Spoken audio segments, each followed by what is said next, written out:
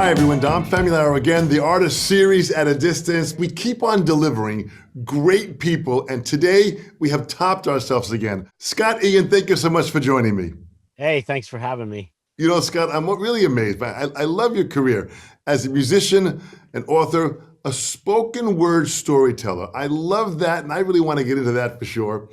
Rhythm guitarist, backing some lead vocalist, lyricist, Anthrax. You really are on the forefront of doing some great things. I'm just having fun. Well, That's always been the goal. that's actually a great point, Scott, and I love hearing that because it really, listen, this is fun, and you're creating some fun, but you're bringing great fun and joy to millions of other people. I picked up a guitar because it looked like fun when I was 9 years old, and I was correct. For me, picking up a guitar put a smile on my face. I'm gonna be what, 58 this year? Yeah, so almost 50 years of getting to put that smile on my face, just because I like to play guitar. Would you have ever thought that that smile that you put on your face would bring a smile on millions of other people's faces? Well, no, not certainly, not in the beginning. Although, the first time I ever played in front of people, it was a talent show in probably third grade. It was just me and an acoustic guitar, and I played Bad Bad Leroy Brown from Jim Croce, and I played Blowing in the Wind, and I played Wipeout, the Safaris version, in front of an auditorium full of kids and I guess and parents too. And people seemed to really like it and clapped and cheered for me. So that put a bigger smile on my face, knowing that, hey, I could do this on stage and people actually dig it. So of course that was third grade. It still took a little bit longer to get in a band and make records and travel the planet. But yeah, of course it makes me happy, and it's an amazing feeling standing on a stage knowing that there's all these people out there that are connecting with something that you've created, and that is really an amazing feeling. What was it about guitar that you picked it up? Was there anything specific about this that spoke to you? Mainly at the time, it was almost more of a visual than an actual sonic thing, because I had seen Pete Townsend on television, and he was jumping up and down, and he was doing his windmill with his right arm. My dad's cousin, so I guess my second cousin, they were older, they were guys late teens or early 20s at the time. They were all like biker dudes, and they lived in this house on Long Island, not too far from where we were. And we'd go over there sometimes, and they would jam down in the basement. It would be a bunch of these long-haired dudes in like, leather jackets and playing Gibson SGs through amps really loud, and they had wah-wah pedals. And I didn't know what any of that was, but it looked really cool and it sounded really cool. My dad had an acoustic in the house. He didn't really play it or anything, but for some reason there was a guitar in the house. And I think that was, I made that connection of, well, I guess you start on this thing and then eventually you get the cool looking guitar. Of course, I found out that was an electric guitar. But yeah, I just asked for guitar lessons. I was like, hey, I'd like to learn. And my parents got me guitar lessons. So you found a teacher in the area where you lived and just started studying guitar. What were you working on at that time? It was very kind of formal, I guess you would say, or just maybe formal is not the right word, but my guitar teacher meant well. He was teaching me scales, and he was teaching me how to read music and theory and all that kind of stuff. And I kind of went along with it for a few months, but it was really boring to me. And honestly, a lot of it felt like homework, and was starting to feel a lot like school to me, because I didn't want to sit there and play the same scale over and over again. And I didn't want to sit there and have to write out these scales, the notation. And I was like, this is what like Pete Townsend did. This is like, is this like what, I just didn't get it. Like, did Jimmy Page start like this? And who knows, maybe he did, but all I wanted to do was have him teach me how to play, Zeppelin songs and Elton John songs. And, this is like by like 73, 74. I was pretty heavy into Elton John at the time. And of course I knew Led Zeppelin and Jimi Hendrix and The Who. And I just wanted to learn how to play songs. And he's like, no, you have to learn theory and you have to learn this. And yeah, and I was like, so I stuck it out for 6 months. At some point, he actually told my parents that, he's very serious about this. He definitely takes it seriously. It's not a case of where he's just, if you invest in an electric guitar for him, it's not just going to sit in the corner and collect dust 2 months from now. He seems to be really into it. So my dad took me out and we went to some music store and I got a 1972 Telecaster Deluxe with the Beautiful. big headstock. And I wanted a Strat, but it was too expensive. And it was a used Tele Deluxe I got. It had 2 humbuckers, so I was happy about that. And I quit guitar lessons right after that. I got my electric guitar. That was my mission. And my parents were not thrilled that I didn't want to take lessons anymore because, of course, they thought the guitar was now just going to collect dust in the corner. But I played it even more because I would just sit down in the basement with the guitar and play records, on the turntable. And I would sit and figure stuff out. And it was quickly apparent that I had an ear to be able to do that. I was able to figure out the chords just by listening. And then that was my life. From that point on, that's all I did was listen to records and practice guitar. So when you practice it, you were playing the tunes and learning the changes and working on solo lines. What were you working on? Learning the chords. As I got a little older and I started getting into more and more hard rock, by 76, I was really into Kiss and Aerosmith. And I remember getting into the Ramones because we had moved back to Queens, where I was from originally, like born and raised, back to the neighborhood where I was from. So now I'm like starting 7th grade and I'm a guitar player and I'm making new friends and there's other kids playing guitar and kids playing drums and everyone's into Kiss and Aerosmith and Zeppelin and just finding out about new music all the time. And because it was, obviously it was a great time for rock and for music. And and I would just sit in my room. If I wasn't out like jamming with other friends at their house or whatever, I would sit in my little room and put records on and just figure out the chords. I would sometimes attempt to figure out lead breaks, but in the time it would take me to figure out one guitar solo on a song, I could learn the chords to the whole album. And that was just way more interesting to me, was to learn how to play the songs. And I remember even thinking back then, I was like, well, I could learn a whole Ramones record and I don't even have to work. Johnny's not playing solos, except maybe once in a while he'd play like a melody line that would just match the vocal melody, but no guitar solos, no like shredding leads yet. Actually no one was saying shredding yet, but I was just so interested in learning the chords. And of course that's what kind of turned me into becoming a rhythm guitar player. I really learned how to play guitar by listening to AC/DC records and Kiss records and Ramones records and Sabbath. I forgot to mention Sabbath. They were one of the earliest bands I got into. Yeah. Sabbath records and Zeppelin records. And, when Jimmy or Tony would go off into the lead break, a lot of the times there would be a guitar overdubbed still playing chords, even though there was no second guitar player in those bands. A lot of time they would have a guitar overdubbed to play a rhythm part. And I would just learn whatever the rhythm part was, or I would just follow the bass. And it was just all about learning the chords for me. But what a great time to hear the variety of music that you were listening to. That was a wide variety of music that happened at that time. A lot was going on. And sometimes it's hard for the younger generation to understand that there was just so much great quality of great music happening at that time. So you were right in the thick of it, listening to everybody. Yeah, I loved everything. I loved disco even at the time. I wouldn't tell a lot of my friends that. I would go along, well, disco sucks, but I love disco records. There's great playing on a lot of those records. The grooves were undeniable.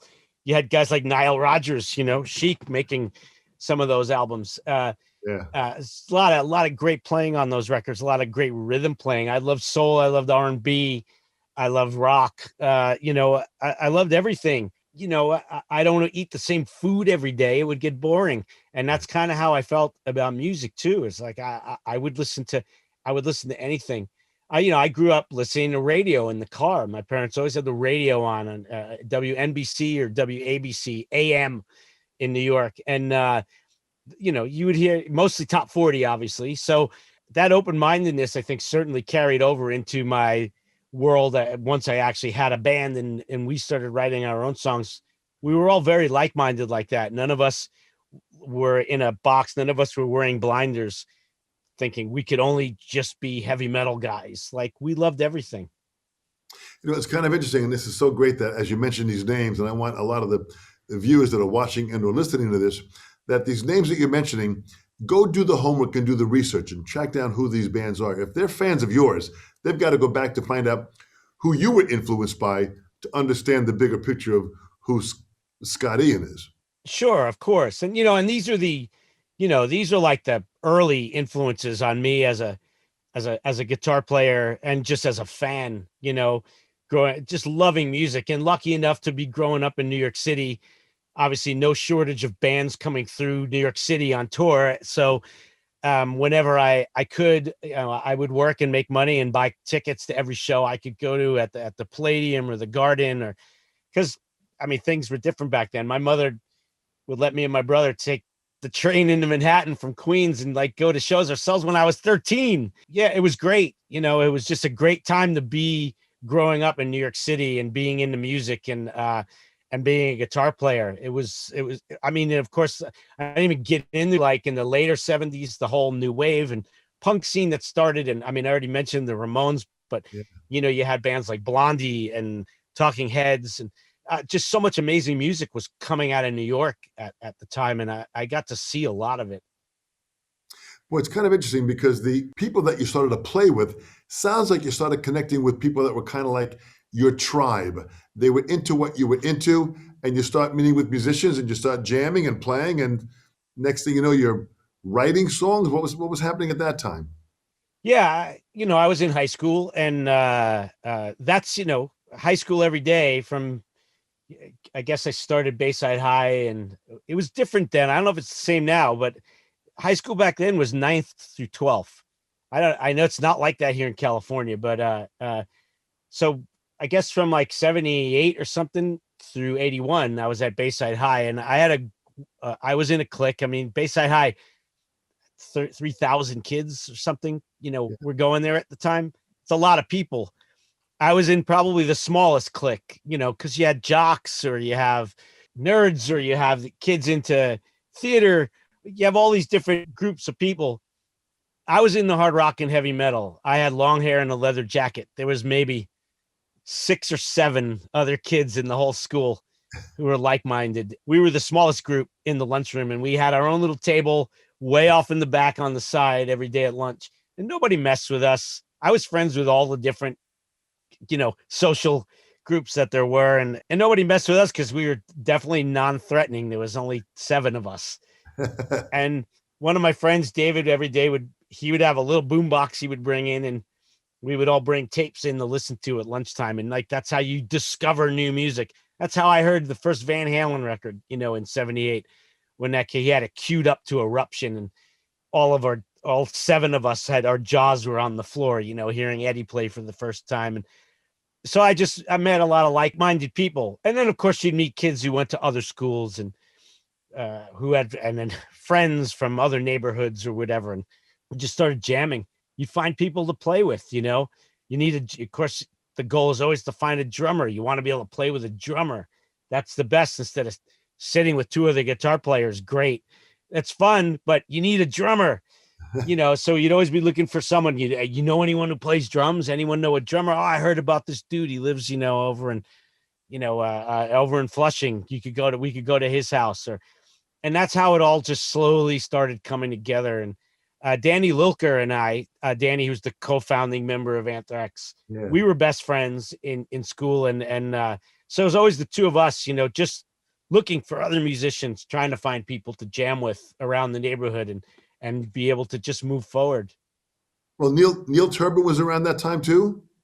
We went to high school with Neil, but he wasn't initially in the band in the beginning. Anthrax officially started July 18th, 1981. This July will be our 40th. Yeah. And a crew of us got together and jammed at this rehearsal studio down on Northern Boulevard somewhere. It doesn't exist anymore, and I can't remember the name of the rehearsal place. It was Danny and I and 3 other friends, and it was actually John Connolly, who went on to become the singer of Nuclear Assault. He was another kid we went to high school with. Right. And it was our friend Paul was playing bass, and this guy Dave Weiss on drums. And we just had so much fun jamming and playing cover songs and working on a couple of these originals that Danny Looker had with he had another band at the time. So we would jam on songs that he had written. And it just went so well. We walked out of there that night after like 3 or 4 hours. And that's where I said, this is it. We are Anthrax, because I've been talking about it for months. We're going to start a band called Anthrax. Danny had learned about Anthrax in school. And I was like, what a great name for a metal band, because nobody even knows what it is. People think we made it up, and it doesn't sound like all the other ER names: Ripper, Deceiver, Killer, Seducer.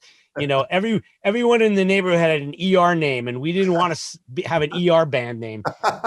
And I remember him telling, I learned about this thing called Anthrax today. Like, it's a spore and it can kill you. And I'm like, that's what a name for a band, So I've been talking about it incessantly for months. And we walked out of that rehearsal studio. I said, if you guys are in, we are a band. We are Anthrax officially. And everyone was into it. And then, so that was, of course, we went through a lot of different people over the next 2 years. But I think Neil joined at some point about a year later, some point in 82, Neil joined the band.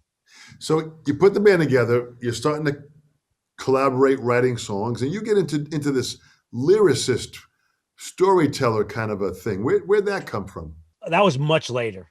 Neil, who sang on the first album on Fistful of Metal, he wrote all the lyrics. He was the singer, he was the front man, he was the lyricist.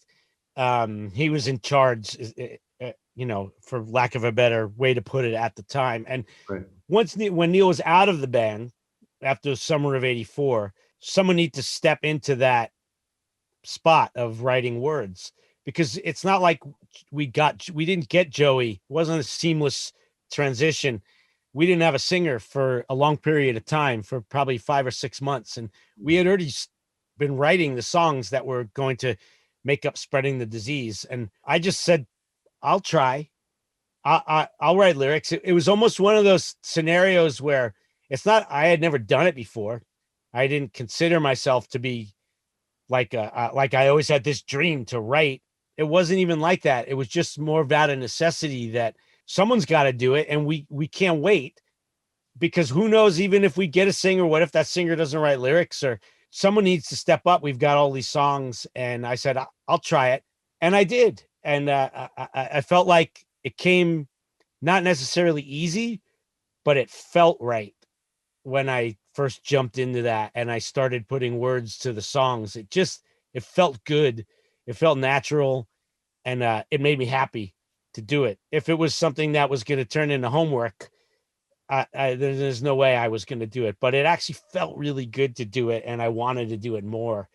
And so that opened a really big door for me in 84 when Neil was out, because of course that became a huge part of my career in so many ways, whether it's writing lyrics or books or comics. Or then at some point I said, all right, I guess I could actually call myself a writer. I'm published now. So that really kind of evolved in the course of time. Yeah. But it seems like the synchronicity of you meeting the different people that were making up the band, there was the right amount of synergy with all this. Yeah, that's what you're always looking for. Talk to anybody who's put together a band that has been around for a while. And of course, those early days, you're just looking for people that have the right frame of mind and that have the same frame of mind. And you're all on the same page. I mean, you would, back in the early days, someone, you'd have to tell someone they couldn't be in the band because, like, literally they wouldn't chip in $10 to help pay for the weekly rehearsal at a rehearsal studio, because we figured, like, well, we're all in this for the same thing. This is a band, all for one, one for all. And then you need $50 at the end of the week to pay for the rehearsal room. And one guy's like, well, I'm not chipping in. It's your thing. I'm like, well, if that's the way you feel about it, then it is my thing. You're out. If someone didn't have enough, a faith in it that they couldn't come up with $10 at the end of the week for something that they were having so much fun with, supposedly, and that they had faith in that was going to go farther than just a bunch of dudes in a rehearsal room. You know, we had lofty dreams. We had goals. I always do. I was like, we're going to make albums. We're going to get a record deal, and we're going to make records, and we're going to go on tour. We're going to do all the things just like our heroes have done. But when it's late 81, 1982, and you know, nothing's happening except you're spending money on a rehearsal room, or it's costing you money to get all your gear to some bar to play a show in front of nobody. It doesn't seem like any of those dreams are going to come true. But in my mind, it never, this is, every band's been through it. You're paying your dues. You don't just show up at Madison Square Garden and they just say, oh yeah, you guys seem pretty cool. You're going to kill yourself for years and years. And then even once you make it and things start happening, then you're going to work even harder to maintain it. So my attitude was like, if you don't have the same work ethic, you're out, forget it. You don't belong. And that's really, for me, was always kind of how I base things on. It's like, you need to work as hard as I'm working, because the band's only ever going to be as good as the least working guy. And I couldn't allow for that. Where do you think that push and that passion and that drive for that dream? I mean, you were persevering. Where do you think that came from? I had no plan B. That was it. If this doesn't happen, I remember sitting around with Lilker one night thinking like, well, you know, obviously we're gonna give this every possible chance. We're gonna run this down the road until we can't anymore. And if for some reason it never happens, let's join the Marines. Like, I was trying to think of them, like, what else would be the most difficult thing to do? And I was like, well, that would be a true test. Like, let's join the Marines and see if we can make it through boot camp, because then at least we'll have a job, you know, and it's an honorable profession. And not that over my mother's dead body would she have let me go into the military. And I wasn't actually serious, because honestly, it was all about making it in the band. It was all about making that my life. That's where the drive came from. There was nothing else. I would have loved to have worked for Marvel Comics, but I wasn't a writer at that point in time that could have just knocked on the door and said, hey, let me write the Hulk. Like, that wasn't going to happen. Nothing interested me in college enough. Like, I had no passion for anything else but music. That's where my passion was. And it's all I ever wanted to do. And that's where the perseverance came from. That's where the tenacity, the work ethic. I knew if I don't put every single ounce of myself into this, every moment of my waking life into this, then it's not going to happen. That's truly how I felt. There was no time for anything else but Anthrax. And that's how it was. It's different now. I mean, I have a wife and a son, but it's a full-time job. Well, let's talk about the business side of it, because that's a part of what we try to offer here at the Sessions Artist Series. Sure. The fact that you put the band together, and now you're putting together a business. Yes. And you've got to now figure out the legal side and what everybody, ownership, and how did that all come about? It's kind of cliche, I guess, but one of the things, it's a good cliche to pay attention to. You hear the horror stories very early on about bands getting ripped off. Whether you're in a band or not, anyone could pick up a magazine, you know, and read about any number of musicians who've been ripped off in some way, shape, or form. Right. I always just felt like, well, that doesn't need to be us if we're just as focused on the business side of things as we are on the creative side of things. Then seemingly that can't happen. And I'm sure many people have said those same words in their history of their career. And we said that very early on. And it's something that we still to this day, we're part of every decision. There's no decision that's ever been made in Anthrax, creatively or professionally, that didn't involve the core of the band. You know, you can't get ripped off if you know exactly where every dime is going and every decision that's being made. And I have to assume there are a lot of people who don't want to be involved in that. They're like, that's why I have a manager. That's why I have a lawyer.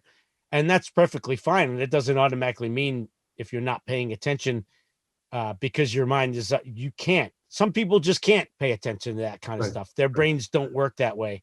for us, it was, my brain does work that way. I mean, when I didn't have a passion for accounting or economics when I was in high school and even when I was in college, but I understood the value of it, certainly. So going forward in the band and understanding that eventually money is going to become a part of this puzzle, and money's great, but money could also be very dangerous and destructive. And we need to figure that out. And it was just something that we always kept our eyes on it. Which came first, the manager or the lawyer? Manager. Couldn't afford a lawyer. you needed a manager who was willing to, say, all right, I'm taking 20%, but at the time, 20% of nothing is so.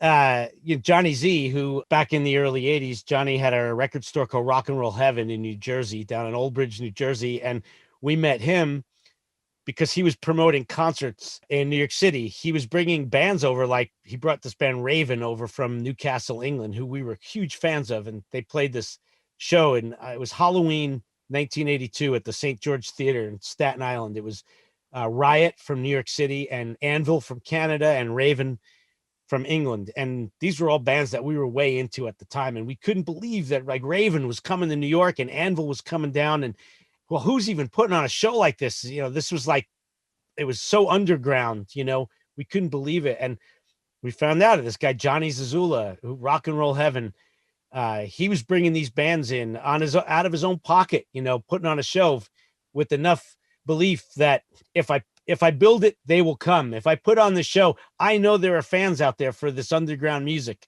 bands that aren't on the radio, bands that aren't on MTV, really hard metal bands. And he was right, because it sold out like 3,000 tickets. And Danny Looker and I were in line that day in the afternoon, and we met Johnny because he was going up and down the line, giving out flyers for other shows that he had coming up. And I was like, this guy literally has his finger on the pulse of what we're doing and where we're trying to get to. So that's when we met Johnny that night, and I gave him a demo tape, and he brought us in early and brought us backstage, and I got to meet the guys in the bands, and then we started going down. We would drive down on the weekends to Johnny's record store and just hang out there all day and meet people and talk to people and harass Johnny nonstop, giving him every couple of weeks, we'd give him another demo, and he'd always say, it's good, but it's not, there's just something missing. It doesn't have, and he was right. We weren't great songwriters by any means. We were doing our best. And at some point we're down there, probably late 82, we get down there and he's like, oh man, I got to play you guys this. I got this demo from this band. They're called Metallica. And you got to hear this tape. And he puts in this tape. It was their No Life to Leather demo tape that they had sent him. And he put it on, and I was just blown away. Like, couldn't believe it. It was everything like we were hoping to do too. And these guys were like, easily 6 months to a year ahead of where we were as far as sounding like a real band. He's like, I'm bringing them in from San Francisco. I'm going to manage them, and we're going to make an album, and we're doing it all independent. I'm starting a record label. I'm like, yeah, what about us? What about us? He's like, you guys, soon. I'll manage you guys. And so that's how we started working with Johnny. He's like, I'll manage you guys. We're like, yes, please, yes, you could, and that's how it started. He brought Metallica to New York. He was managing us. We played shows together, one little step at a time. Eventually we got a lawyer when we needed one, when it was actually time to actually sign a management deal with him and sign a record deal and all that. Obviously both very key pieces of the puzzle. So this really was the beginning of thrash metal as we know it now. This was Metallica, Slayer. This was Megadeth. This was really starting to be a completely different area of rock that we really didn't know existed. Yeah. We were all like, Metallica got to New York. Danny and I were there when they showed up. They drove across in a U-Haul truck to the music building where we had a rehearsal room in Jamaica, Queens. And Johnny got them a room there and neglected to tell them that they were also going to be living there in a squat of a building with no running, like only cold water. It's not like they were going to have showers or beds or anything. It's like, I guess they're sleeping on the floor. And he's like, why don't you guys meet them there when they get in? So at least they see like a friendly face and all this. And so, yeah, we were like there when they got to New York, and we became fast friends. And I remember them saying like, well, where are we staying? Because it's quickly obvious that no one would want to live in the music building. Like, it was literally like an old burnt out office building that the guy who owned it decided, oh, I know, I'll rent rooms to bands. They're dumb enough to pay for it. And but we had a room 24/7 for really cheap. So, you know, in at the time the worst neighborhood, in one of the worst neighborhoods in New York City. But they're like, where are we staying? I said, oh, maybe you should call Johnny and ask him that question. You know, they're like, where's the hotel? I don't know. And, you know, of course, then they found out they were living there. And so we would bring them back to our houses to shower, you know, and we gave them the refrigerator that we had in our room so they could at least keep food cold and fresh in their room. And we gave them a toaster oven and you know, it was very much that all for one attitude. And we hadn't met Slayer yet. Obviously Mustaine was still in Metallica at that time. So even then, after he was out and we reconnected on our first tour, the first time we played LA in the summer of '84, Dave was at the show and he was playing me demos of what was to become the first Megadeth record. And yeah, we all very much kind of connected, or when none of us had a pot to piss in, which, you know, was great. We were all into the same music, all had a very similar mindset of what we wanted to do, what we wanted our bands to sound like. Of course, all the bands sounded very different. That's the one thing about the four of us. Well, extremely different sounding music, even though we were all playing what eventually became known as thrash metal. No one would ever say, oh, that Metallica and Slayer record sound exactly alike, or Anthrax and Megadeth. All of us sounded completely different. Yeah. Boy, it's amazing that you built this machine, you get this going. Now the band is playing. It still to this day, it is absolute inspiration when you guys are playing. So where did the storyteller part come in? That didn't happen until, you know, late 2000s, whatever you call, what's the decade between 2000 and 2009 called? Whatever you call that, because you can't call it the 2000 teens. But somewhere in that late, that, you know, I don't even know really. I can't remember the first time, but it was in London. I got asked by a promoter in London who was doing this series of shows called Rockstars Say the Funniest Things, I think it was called. And he was doing with all, like, Duff McKagan from Guns N' Roses was doing one, I remember. And we were going to be in England anyway, because we were starting a tour with Motorhead. It was like early winter 2012. So he said, you're going to be here anyway. The show would be the night before you're starting with Motorhead. So you'll already be in London. Would you be into doing this? You know, you just be basically, you know, doing your thing, like telling stories and whatever. And I didn't really understand what he was talking about, because in my mind, I thought it meant like storytellers, like I'm going to have a guitar and then I would like talk about the meaning of a song. And then I would like play the song. And I wrote him back. I said, I don't do that. At first, I'm not a singer. It'd be really weird for me to say, well, here's what this song is about, and here's why I wrote the lyrics. And then I start playing the song and I don't sing until the backup vocals. That would be really odd. Like all of a sudden it's just playing, and then I am the law. Like it would have been really weird. And then he writes me back. He's like, no, you idiot. Like you're not playing songs. They want you to talk. They want you to tell stories about your life or being on whatever. They just want you to talk for an hour. I was, oh, okay. So, and this was like 5 months before it was going to happen. Like we were going over in November probably of that year. And so it was 5 months before that. So I figured I've got 5 months. I'll put an hour together. I've got stories. I go out with my friends, go out to the bar. I got so many great stories that make people laugh all the time. And piece of cake. Yeah, I'll do it. Confirm me. I'll do it. Right. Month would go by. Oh yeah. I got that talking show thing. I better start working on that. Another month would go by. Man. That's right. That talking thing. Oh, it's easy. You just cut to the night before, and we're in the hotel room in London. And I'm about to call my agent and tell him to cancel the show because I'm so nervous and I have no idea what I'm going to do or what I'm going to say.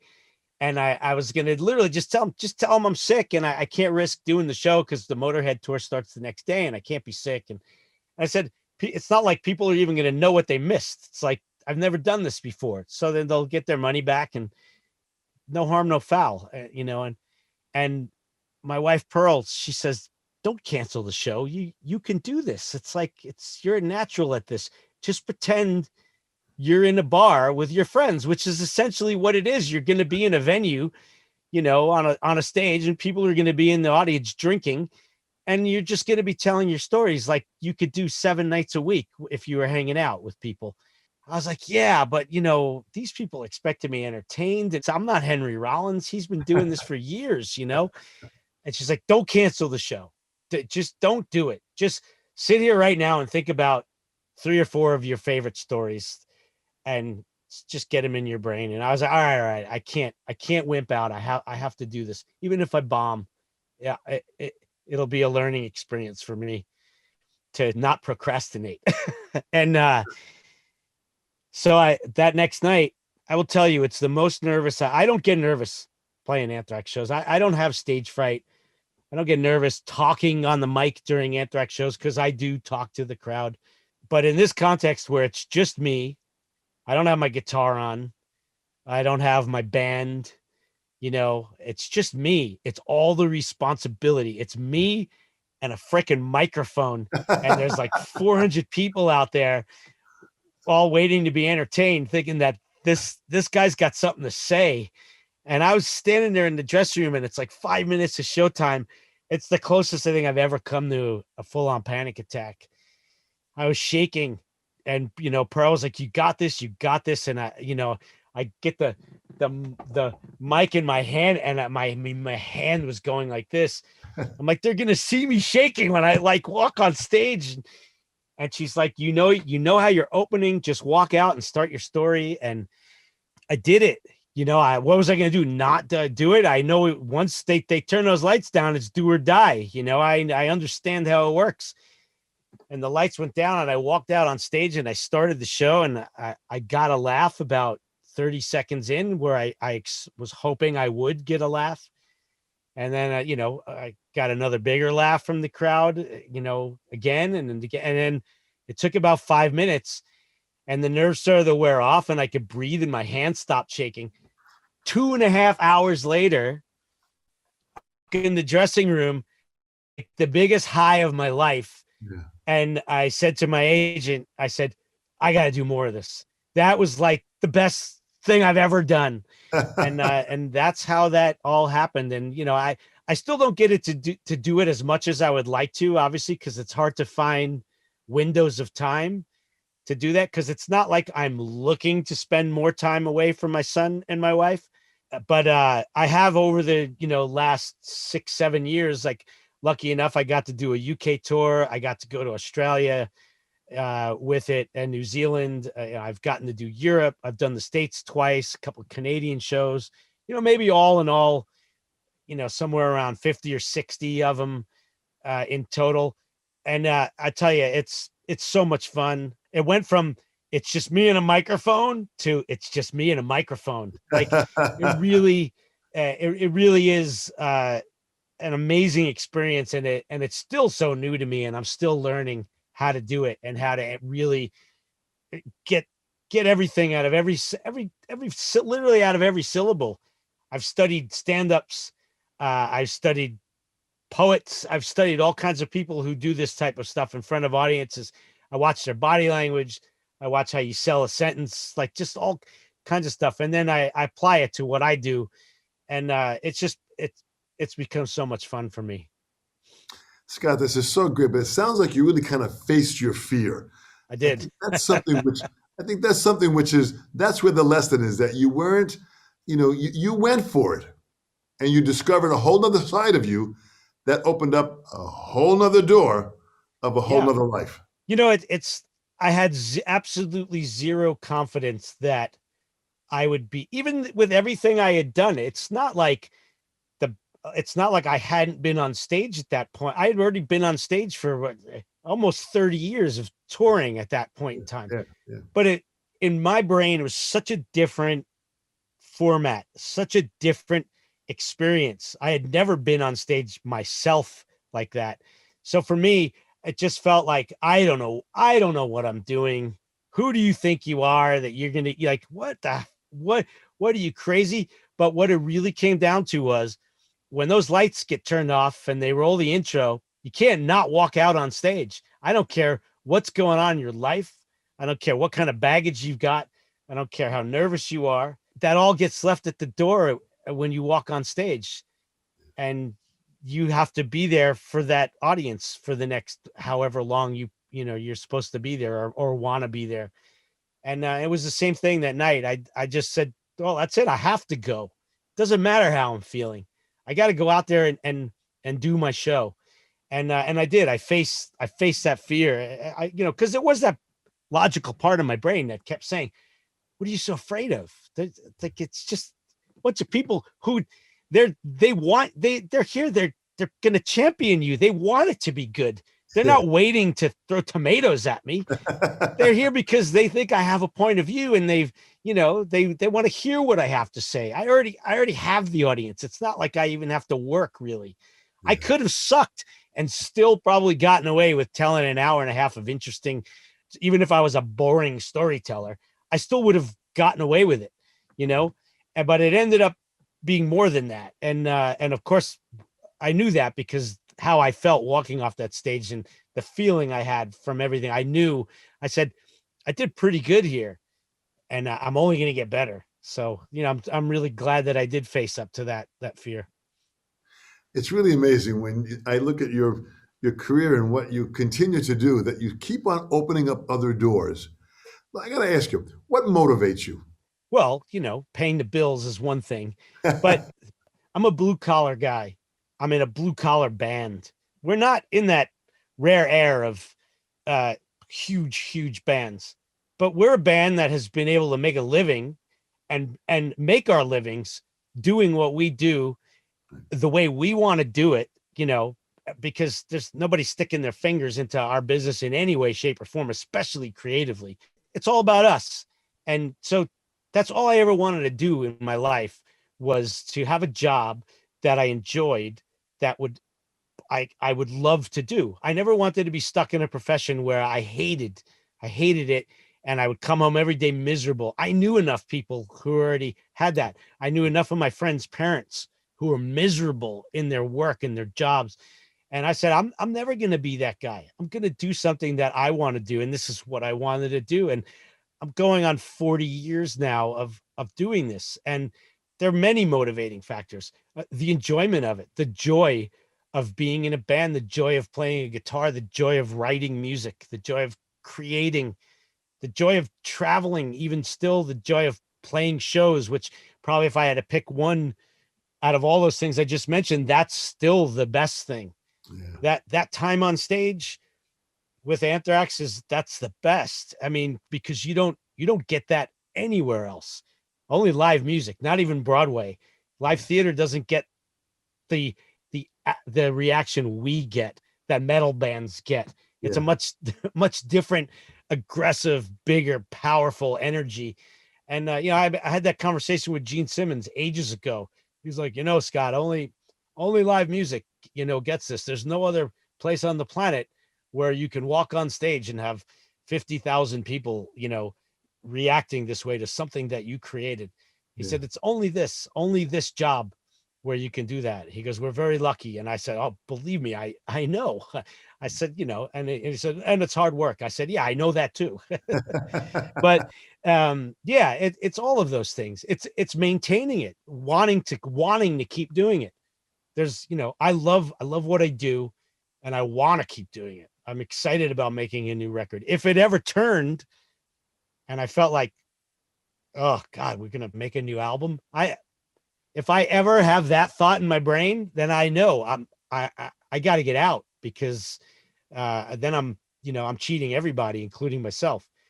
But I couldn't be more excited about the idea of that COVID's going to go away at some point, hopefully in the soon-ish. It seems like there's a light at the end of the tunnel now, and we're going to get to go back to work. And the thought of that is more exciting, I think, now than it's ever been in my life, because it's never been taken away before. Yeah, yeah. For everyone on the planet, in so many ways, freedom was taken away for the first time, and certainly in our lives. It's it's unprecedented what we've all lived through for the past year, and I've got nothing to complain about.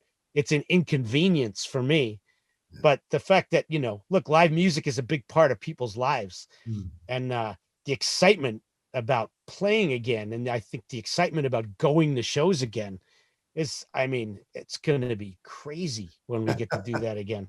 It's going to be amazing. It's going to be bigger than I think we ever realized. And what's interesting is even that the idea of just going to a movie in a movie theater is so exciting to me right now, let alone the idea of going to see a band. Like, my head's going to explode. Well, you are totally living the life of success, to do what you love doing and to be able to continue doing that, and really laying the groundwork down on how you want to do it. Yeah, that would be my definition of success, is doing what you want to do, whatever profession you happen to be in, because it's never been about money. Obviously, at some point, if you intend on making it your life and you're not a trust fund kid or something, where you're just somehow independently wealthy and you don't have to worry about making money. Yeah, but eventually money does become a factor, because if you're not going to have a regular job that pays you a regular salary, so you have to make money. So if you could do that and have it be the thing you love the most, that's my definition of success, whatever your profession is.